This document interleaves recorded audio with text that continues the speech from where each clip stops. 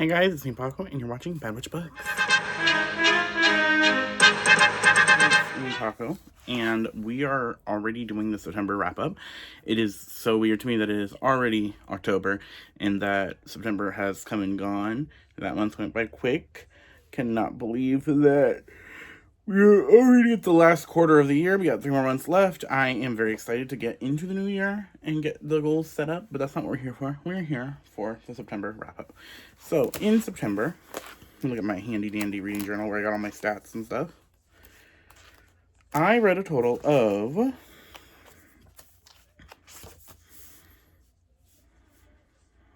1, 2, 3, 4, 5, 6, 7, 8, 9, 10, 11, 12.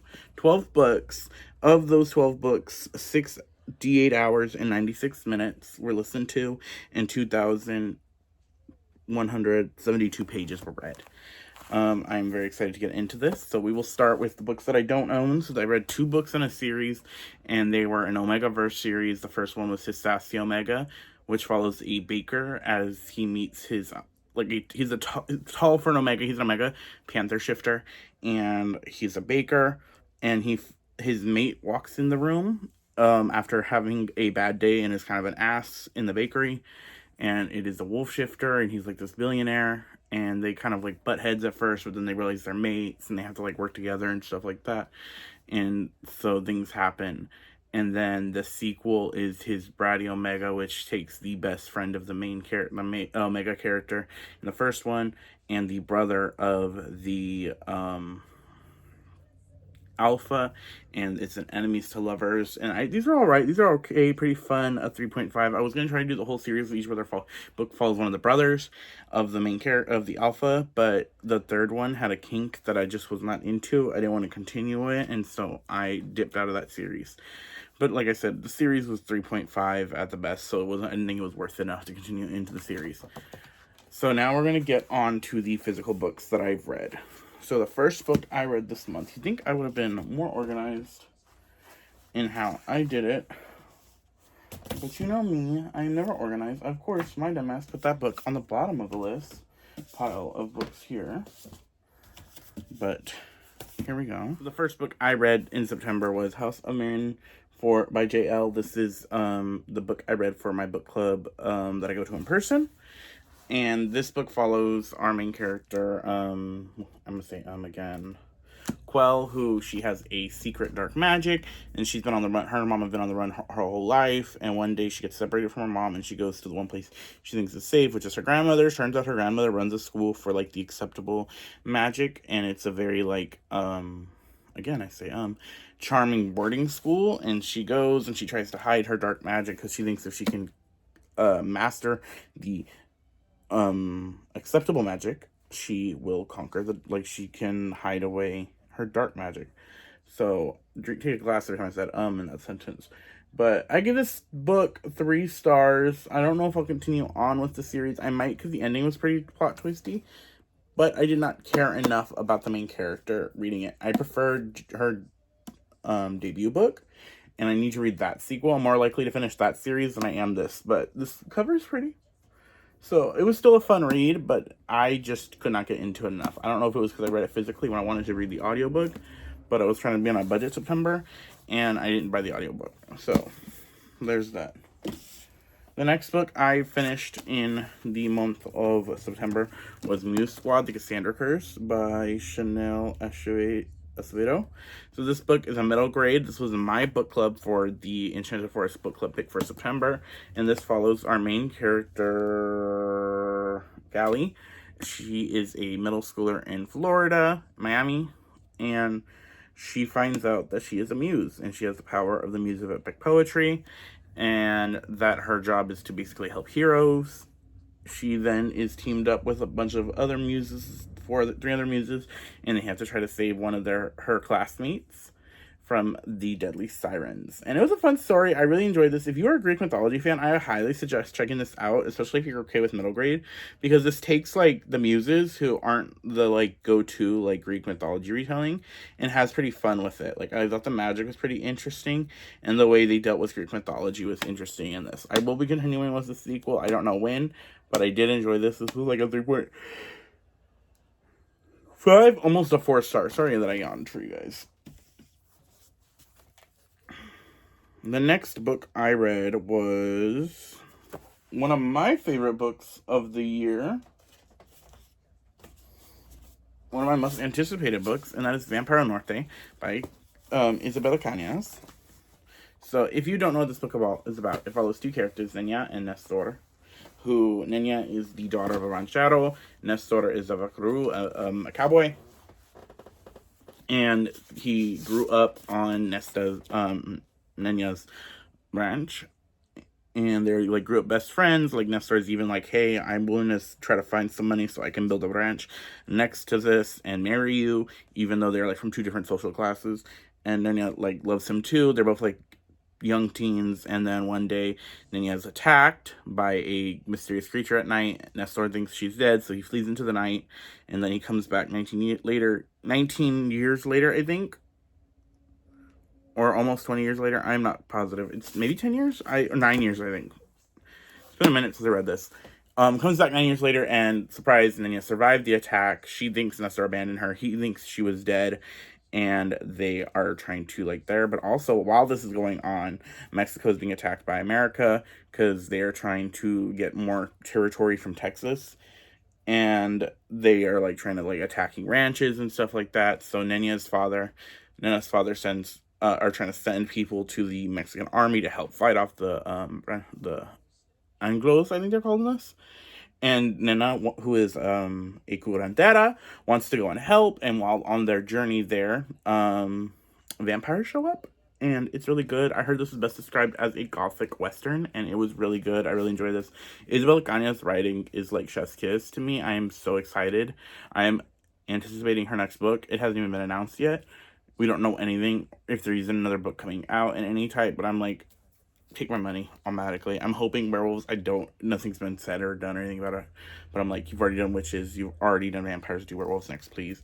But I really enjoyed this book. I do think Hacienda was my favorite out of her two books, but just I really enjoyed this. It was so good. This cover is gorgeous. Nestor and Nenya's romance is so good in this. Like the writing, like I said, is Bacañas. The writing is amazing.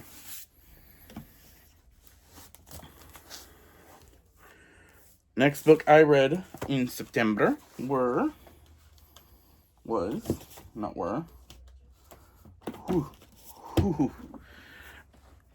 of the Gate by Sabatier. This is the third book in the Ember and the Ashes quartet. If you don't know what Ember and the Ashes is about, it follows Lila and Elias, two people who are part of this empire. Lila is the suppressed class. Elias is was in school to be training to be one of the top elite guards of the empire with the mask, like the top elite soldiers, and they're passing across, and they both try to escape the empire. This is the third book. Shit is going down in this book, second to the last, and we also get perspective from Helena in those last two books, who is another mask, and I'm really enjoying this. This had some plot twists that I didn't see coming, that I'm like, Princess Helen, I need y'all to catch up and get with the series, because I need to discuss it with someone. But like, I did not see a big plot twist coming in this one, but I high-key enjoyed it. The pacing is a little off for me on this one, but it wasn't bad enough where I was like, I'm not gonna read it anymore. So I really enjoyed it. This was like a 3-star. If I didn't say my mind is all over the place today. Vampires del Norte is like 4.5. This was a 3. Next book I read in September was Season of the Bruja by Aaron Duran and Sara Soler. This book follows our main character, Althea. She is a bruja being trained by her abuela, and she also works at a museum, like an oddity shop, with a chupacabra and a were-coyote. And one day, while visiting a museum, her abuela is murdered, and she has to kind of cope with that. This deals with coping. This deals with like some stuff about indigenous and colonization. And I just really enjoyed it. I really enjoyed the magic. The art was beautiful, and I'm hoping the series continues. It had an awesome part in this book where she kind of interacts with a demon, and she's like, "You're not my story. You have no power over me." And I just really enjoyed it. Like, this was really good. And I'm excited to see if this continues. and it dealt with grief in a really interesting way, I thought. But I highly recommend it. It was fun. The next book I read, which is the next one I read, was God's Grave by Mr. J. Kristoff. So God's Grave follows Mia Corvair. This is a sequel to Nevernight, who wants to get revenge on the people who took her family away from her. And in the first book, she decides to become an assassin and goes to the school for assassins. In the second book, she's like, okay, time to be a gladiator. And I really enjoyed this book. It was fun. The action was there. I am buddy reading this with Princess. But I'm very excited to get the third book.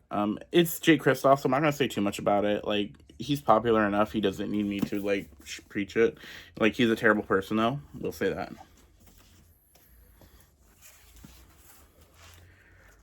Next book I read was The Flyer Lady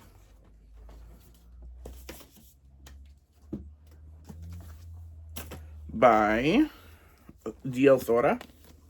So this book is a Cinderella retelling, but with a twist where what if Cinderella went to the ball to swindle the prince?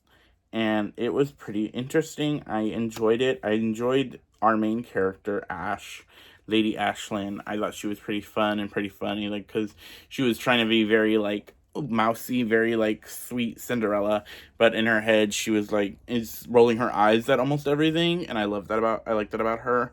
I thought the romance was pretty interesting because it's about, she goes to the ball to charm the prince, and it's all worked out. This takes place after the princess engaged her, but another prince shows up and shit happens, and then you find out her reasonings behind everything. And I liked the relationship she had with her stepsisters in here. It wasn't like perfect, but it was like complicated, and I liked that. And I will be reading more by this author. I did give this book 3 stars, and I didn't say God's Grave got 4, but I will be continuing with this author's work. This was a standalone. I did think this wrapped up really quickly, and it kind of meandered a little bit in the middle, but I still enjoyed it. Next book I read were Blue Beetle Graduation Day by Josh Turion, Adriana Gutierrez, and Widow Quinta.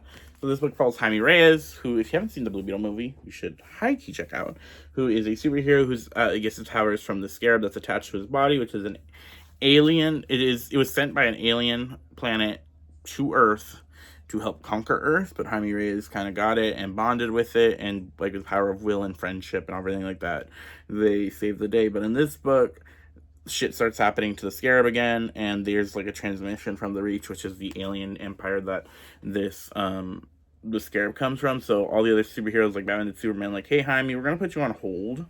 Like, we kind of don't want you doing anything because we don't want to get you hurt, and we don't want to hurt anybody else. So can you, like, kind of go chill? And he doesn't like that. And then he ends up, because he has graduated high school, his family sends him to go live with his tias in Palmer City. And he has to, like, work at their restaurant, and he's just really unhappy. And then more shit starts happening, more scarabs, more beetles show up, and shit happens. I enjoyed it. I thought it was pretty fun. The art was fantastic. This felt very much like a movie to... because this is a mini-series. Graduation Day is a mini-series, but they did continue with... they're giving Blue Beetle a solo series now, and... this is very much like a movie before a TV show, if that makes sense, and I enjoyed this. I will continue with the series, most likely. When the first trade comes out, I will read it. But I enjoyed it. I liked Jaime. I enjoyed Starfire was in this, and the art was just great. So, this is like a 3.5. Almost a 4.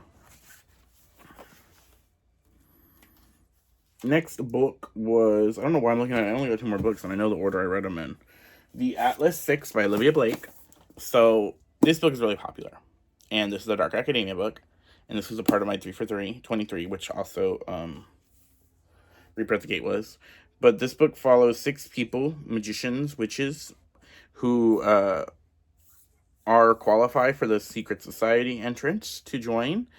And they go to it, and shit happens. All I want to really say about it. It's best if you don't know too much about it, I guess.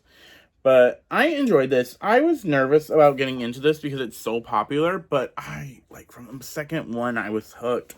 I don't know what it was about Olivia Blake's writing, but I was pulled in. I enjoyed it. I want to see her write X-Men because she wrote, like, the way she was writing the characters, like, especially I would love to see her get her hands on Emma Frost, because there's a character in here that gave very Emma Frost coded to me. And, I mean, they even had an X-Men reference here, so I wonder if she knows. But I really enjoyed this. Like, I want to read more. I'm going to continue with the series, and I'm going to read more Olivia Blake's work. I do want to see what her other books outside of the series feel like. I'm really excited for, like, Masters of Death and One for My Enemy. But I enjoyed this. This was high-key fun. This was a 4-star. Okay. Now, Vampire Norte would have been the top book of the month if I did not read this next book. So, I read this book in a day. That should tell you how good it was, how wild this ride was. And that is Yellowface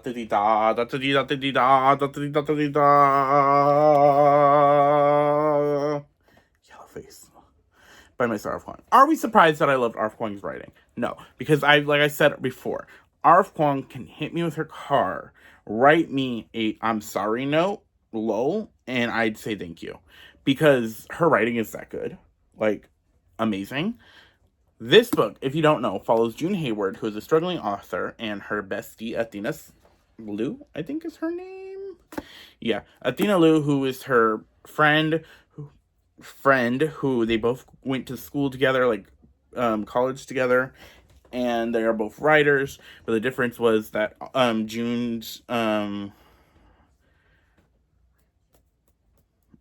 Juniper's her debut didn't kind of bombed, and Athena's blew up and everybody loved it. Athena's getting like Netflix deals and everything like that, and Athena's like the next rising star, and Juniper low-key hate her.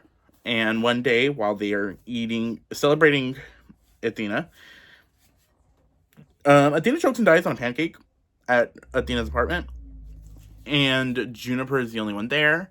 And so after calling 911, Juniper steals Athena's unedited, unknown about, like, nobody's read, no one knew, not even like publishers or editors or anything like that, manuscript, and decides, I'm gonna write this. This is gonna be my book, actually. And the thing about this book, not only is this already a terrible thing to do, Juniper then, because this manuscript is about the a recognized work of Chinese immigrants, Chinese workers in the World War I efforts, I believe. And she then, because this book is so related about Chinese culture and Chinese history, they changed her name to Juniper Song, instead of Jennifer Hayward, to June Song, and takes ethnically ambiguous photos. And she becomes a big hit. This book was so good. This book was so wild to be in Juniper's head. And to hear the things that she was saying, you were like, it can't get worse. And every time you thought Juniper was gonna, like, decide to do the right thing, she would, like, make it worse. And it was so wild. And I am having a discussion with this, which this video will be out today. But the discussion is also today and on Nell's channel about this book, and I'm so excited for that because I have so much to say about this book. I thought it was a critique on the publishing industry. It was a critique on the Twitter, on everything like that, and being a content creator that is involved in the bookish industry. Like, I make booktube content, and I am on book Twitter and on the stuff, so I see what she is talking about. And it is so wild. I am so excited to talk about this book, really, because there is so many, like, conversations that can be had about this book. It talks about, like, racism, of course. It talks about rage on the internet. It just talks about a lot of stuff that is going to be so interesting to talk about. I highly recommend this book. It was just so good and so wild and funny. Like, I was laughing. Like, legit, this book would have me go to the bathroom at work and, like, put this on while I'm using the bathroom, because I was like, I have, like, a couple minutes to myself where I could listen to this audiobook, so I'm going to do that. So that's how good this book was. I am, like I said, she could write the phone book next, and to me, it's going to be a 5 stars. So 5 stars, of course, for Yellowface. So Yellowface and then Vampires del Norte were my top reads of the month. What was your guys' top reads? If you read Yellowface, are you excited for the talk? That will be out today already. But like I said, yeah, just comment down below. I post videos Friday. I try to have vlogs out Wednesday. And I'm not even going to say anything about Prince of Monday, so that's not happening for a while. But I will see you guys later. And bye!